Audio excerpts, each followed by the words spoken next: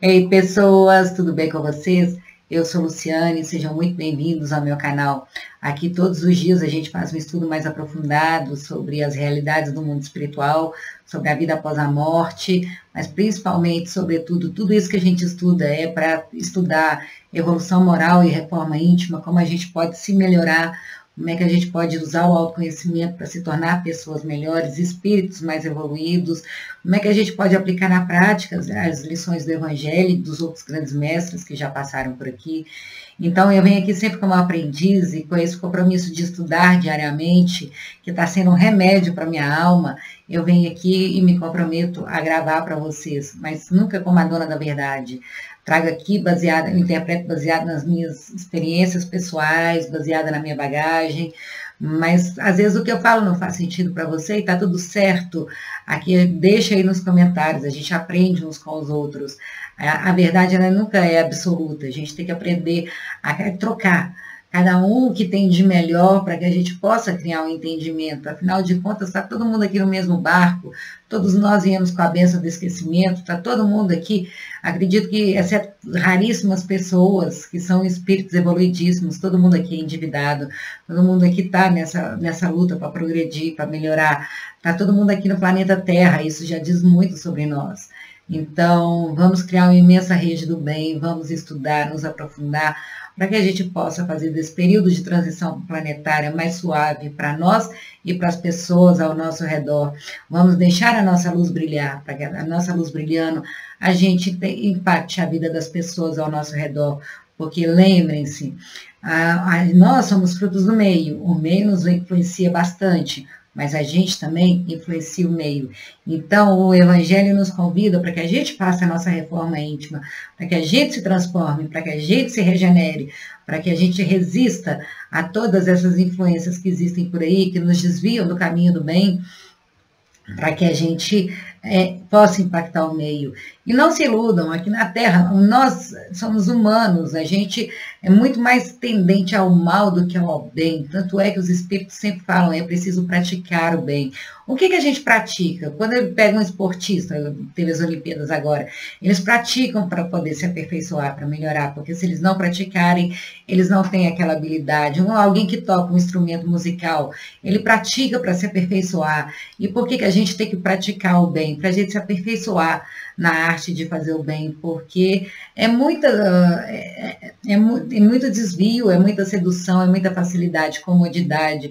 A gente está preso aqui na nossa zona de conforto, a gente quer a lei do menor esforço, então, às vezes a gente esquece de praticar o bem. Então, é necessário que a gente pratique o bem, até que a gente se aperfeiçoe o bastante, para que a gente não seja mais necessário passar por tantas provas e expiações, por tantos processos transformadores para nos levar à evolução.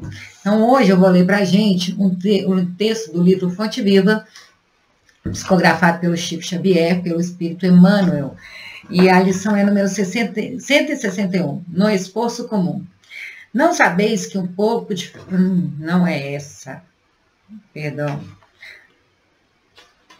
No esforço comum. Não sabeis que um pouco de fermento, levê da massa toda, está em Paulo, está em Gálatas, capítulo 5, versículo 9.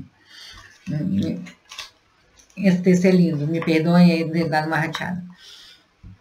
O que o fermento faz com o pão, com a massa? A gente joga uma colherzinha de fermento e ela cresce, ela multiplica, ela expande. Não precisa de muito fermento, basta um pouquinho para que ela impacte toda a massa que ela está agindo ali em cima. Isso somos nós, não precisa que a gente seja perfeito, não precisa que a gente pegue e fique o tempo inteiro falando sobre questões morais, sobre Deus. Basta a nossa atitude, o nosso exemplo, já vai ser capaz de ser uma colherzinha de fermento para transformar todo o meio ao nosso redor. Não nos esqueçamos de que nossos pensamentos, palavras, atitudes e ações constituem moldes mentais para o que nos acompanham. A palavra convence, mas o exemplo arrasta, já dizia sempre, né? Cada dia, por nossa vez, sofremos a influência alheia na construção do destino próprio. A gente está sempre trocando uns com os outros, a gente está influenciando e sendo influenciado. E como recebemos conforme atraímos e colhemos segundo plantamos, é imprescindível, saibamos fornecer o melhor de nós, a fim de que os outros nos proporcionem o melhor de si mesmo. Então, a gente exige que o outro dê o melhor de si, mas o que o Evangelho nos convida é para que a gente dê o melhor de nós. E sendo assim, a gente atrai para perto de nós pessoas que também vão doar o seu melhor. Nem sempre. Às vezes vão aparecer pessoas que não vão dar o melhor para a gente, elas vão exigir, elas não vão ser legais conosco, mas elas também são os nossos mestres. Mas, de um modo geral, a lei do retorno, a lei divina é muito sábia. A gente vai atrair para perto de nós aqueles que têm afinidade conosco, que não seja a regra, mas a grande maioria sim. Então, que a gente aprenda a dar o melhor de nós, para que a gente seja merecedor de receber o melhor dos outros. Todos os teus pensamentos atuam nas mentes que te rodeiam. Todas as tuas palavras gerarão impulsos nos que te ouvem. Todas as tuas frases escritas gerarão imagem nos que te leem. Olha a nossa responsabilidade, né? Todos os teus atos são modelos vivos, influenciando os que te cercam. Aí, a gente acha que não afeta tanto. Pensa uma criança que é um quadrinho branco, a gente está criando os registros nela, criando as experiências. Às vezes a gente está fazendo as coisas ali, a criança está absorvendo tudo que a gente está fazendo. Nós somos modelos para as pessoas, a gente impacta a vida uns dos outros, querendo ou não. Então, essa é a importância da gente fazer o nosso melhor. Às vezes as pessoas não vão nos compreender, não tem importância, nós vamos ser recompensados pela nossa boa fé, pela nossa boa vontade, independente se o outro aceite, se o outro repita, o que for. Temos que dar ao outro também a liberdade, o direito de ser quem ele é. Mas quando a gente se propõe a fazer o nosso melhor, entregar o que a gente tem de melhor para os outros, a gente vai estar atraindo para perto de nós o que tem de melhor. E é engraçado, porque aqui o Evangelho todo fala, quando a gente trazer o reino dos céus aqui para a terra. E aí o que seria isso? Uma cultura de fraternidade, de paz, onde as pessoas se respeitem, se gostam, onde o bem sobrepõe ao mal. Mas para a gente construir uma cultura de paz, as pessoas ficam esperando um líder externo, alguém que fale para elas o que elas têm que fazer, e os espíritos são claros, a verdadeira reforma é a reforma interna, é a reforma íntima. Por isso o espiritismo bate tanto nessa tecla de reforma íntima, evolução moral. A verdadeira revolução vai acontecer quando as pessoas se reformarem internamente. E essa questão de você pegar e ficar esperando que um líder vire e fale o que você tem que fazer, você está tirando de você a sua própria responsabilidade, o seu próprio mérito de fazer a sua transformação.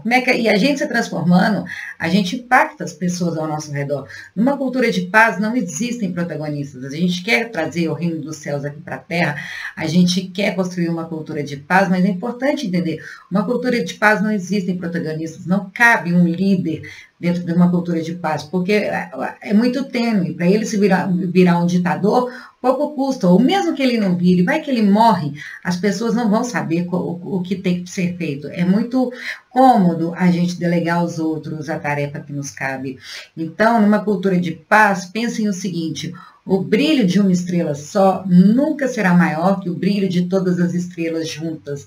Então, mesmo sendo imperfeitos, mas aonde a gente é mais desafiado, é onde a gente já mais aprendeu, já mais caminhou. Como superar essas coisas, a gente compartilhar com as pessoas o nosso aprendizado, compartilhar com as pessoas aquilo que a gente tem de melhor, e as pessoas também, cada um compartilhar de boa vontade aquilo que tem de melhor. Assim a gente está trocando o que tem de melhor entre nós, sem cobrança, sem exigência, cada um dando o que tem, e a gente consegue caminhar mais rápido para essa tal cultura de paz, para esse tal mundo de fraternidade, para trazer o reino dos céus aqui para a terra, como Jesus já falava. Por mais que te procures isolar, será sempre uma peça viva na máquina da existência. As rodas que pousam no chão garantem o conforto e a segurança do carro. Somos uma equipe de trabalhadores agindo em perfeita interdependência. Tá vendo? Aqui não é independência, cada um agindo isoladamente. Também não é dependência, um dependendo do outro. É interdependência, cada um trocando com o outro. Dependentes até a página 2, cada um tendo liberdade de ação, liberdade de ser quem é, de poder fazer as melhores escolhas para si e para os outros também, né? Da qualidade do nosso esforço nasce o êxito ou surge o fracasso do conjunto. Nós aqui não viemos isolados, no mínimo nós viemos num grupo, que é uma família, a gente participa de um grupo social, que é o nosso trabalho, nós somos seres sociais. Então, da qualidade do nosso esforço, não é o resultado que os espíritos pedem, para que a gente se dedique, para que a gente se empenhe. E a qualidade do empenho de todos nasce o sucesso ou o fracasso do conjunto. E o elo de uma corrente vai ser sempre medida a força de uma corrente vai ser sempre medida pelo elo mais fraco. Então, que a gente saiba fortalecer aqueles também que estão mais fracos que a gente saiba estender a mão, para que o grupo todo vença. E eu digo vencer aqui não é vencer nas provas da vida, não é vencer na vida material, mas sair daqui dessa existência como espíritos vitoriosos, aguardando o mundo espiritual, né? Nossa vida, em qualquer setor da luta, é uma grande oficina de moldagem. Escravizar-nos-emos ao cativeiro das sombras, ou libertar-nos-emos para a glória da luz, de conformidade com os moldes vivos que as nossas diretrizes e ações estabelecem. As nossas diretrizes, os nossos valores norteiam as nossas ações. E isso vai determinar se a gente vai cair nas nossas sombras ou se a gente vai caminhar junto à luz. E assim, não adianta falar, eu sou muito iluminado, eu sou isso, eu sou aquilo. Aqui na Terra, todo mundo tem o bem e o mal, faz parte da gente ter essas sombras, mas é importante que a gente saiba que por trás de uma grande sombra tem sempre uma luz que brilha na mesma intensidade. A quantidade de luz que chega é a mesma, a sombra é só o obstáculo que impede a passagem da luz. O obstáculo são as nossas emoções doentes, é a nossa interpretação equivocada da vida, é o nosso materialismo. À medida que a gente vai sublimando, diminuindo esse obstáculo para a luz passar, a gente permite que a nossa luz brilhe. Então, não é para falar assim, eu sou perfeito, eu sou iluminado. Não, aqui todo mundo tem sombra.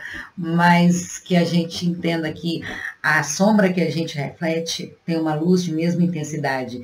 E se a gente usar isso com sabedoria, a gente há de perceber em todas as situações que cada desafio que a gente passa na vida tem uma oportunidade de igual tamanho.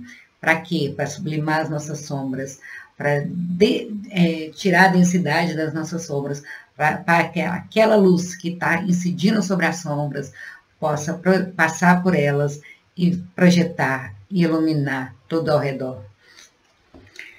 Lembremos-nos da retidão e da nobreza nos mais obscuros gestos. Tudo aquilo que a gente for fazer, a gente lembrar de ser reto e nobre. Até mesmo quando ninguém está olhando, a gente sempre procurar dar o nosso melhor. Recordemos a lição do Evangelho, um pouco de fermento leveda a massa toda. Basta uma pessoa ali para já transformar o meio todo. E não precisa uma pessoa mudar da água para o vinho, basta melhorar 1%. Façamos do próprio caminho abençoado manancial de trabalho e fraternidade, auxílio e esperança, a fim de que o nosso hoje laborioso se converta para nós em divino amanhã. Então é isso, mensagem de Emmanuel para a gente. Emmanuel dispensa explicações, né? A gente vem cá, fala, procura colocar alguns comentários no meio do texto, mas o Emmanuel por si só, ele é muito direto. Se a gente só seguir o que Emmanuel fala, a gente já vai conseguir ter uma caminhada evolutiva muito melhor.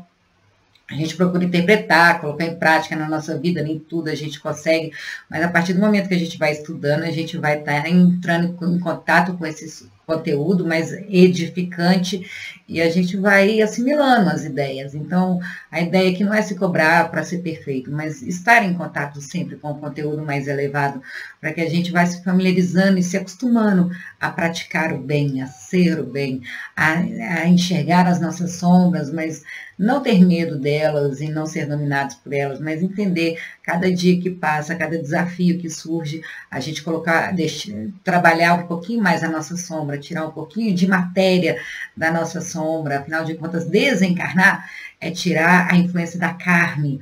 E todos os dias, quando a gente dorme, a gente se liberta para o mundo espiritual, a gente tira a influência da carne.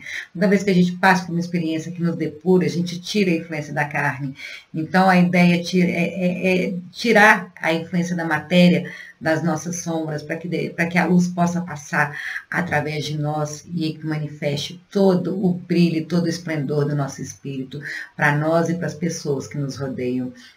E dessa forma, a gente vai ainda continuar sendo fruto do meio, mas que a gente possa impactar positivamente o meio e dar o nosso melhor, independente do resultado. Não focar no resultado, mas pensar que se cada um fizer a sua parte, cada um fizer o seu melhor, o grupo vai ter o êxito nas provas aqui da Terra. Então é isso, opinião pessoal minha. Se vocês não concordam, entenderam alguma coisa diferente, deixem aí nos comentários, sempre. Espero que vocês gostem, curtem, comentem, compartilhem, se inscrevam no canal. Um beijo, amo vocês, fiquem com Deus.